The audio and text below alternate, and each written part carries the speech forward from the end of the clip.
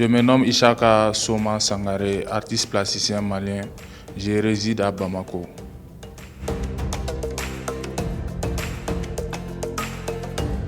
Pour mes débuts, je suis tout d'abord un artiste autodidacte.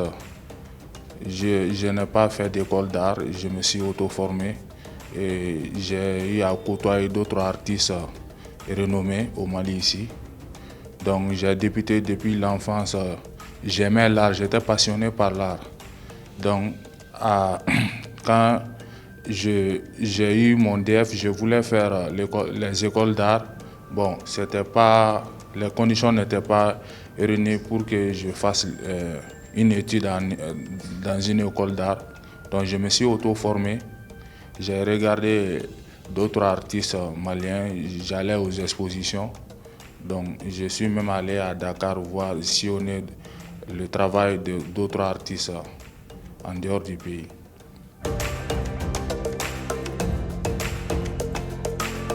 Le déclic est venu en 2018. Au départ, je faisais du Bogolan. J'étais un artiste qui était la teinture qui est faite à travers les écorces d'arbres. C'était de la teinture naturelle. Donc, après ça, je me suis reversé dans la peinture. J'ai cherché à comprendre la peinture, comment procéder dans la peinture.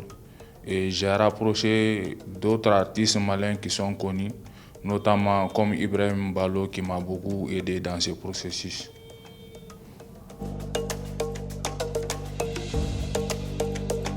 Bon, je pense aujourd'hui qu'en Afrique, il y a beaucoup d'artistes qui sont des artistes qui ont du talent.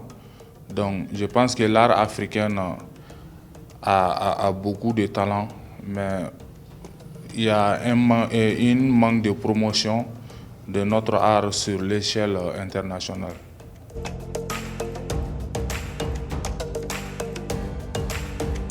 Bon, j'ai déjà travaillé sur des projets, par exemple sur l'enfance.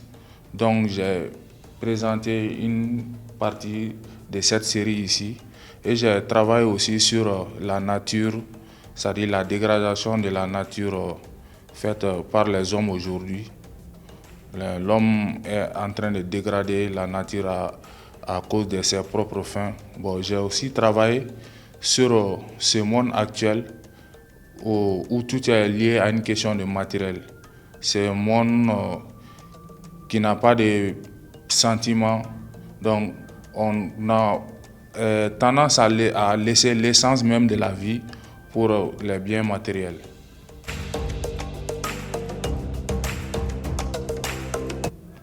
Bon, les difficultés que j'ai rencontrées en tant qu'artiste autodidacte, un artiste autodidacte à la différence des artistes qui sont passés par les écoles, qui ont eu des formations académiques.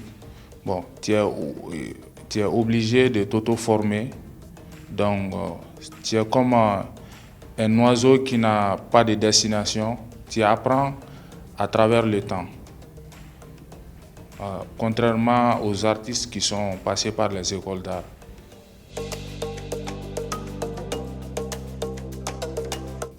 Bon, j'ai un message à passer parce que l'art africain aujourd'hui, en Afrique, l'art n'est pas compris par notre population.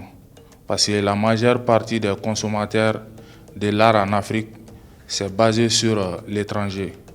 Bon, aujourd'hui, j'incite la population africaine, c'est-à-dire à s'intéresser à l'art. L'art est aussi un métier comme tous les autres métiers.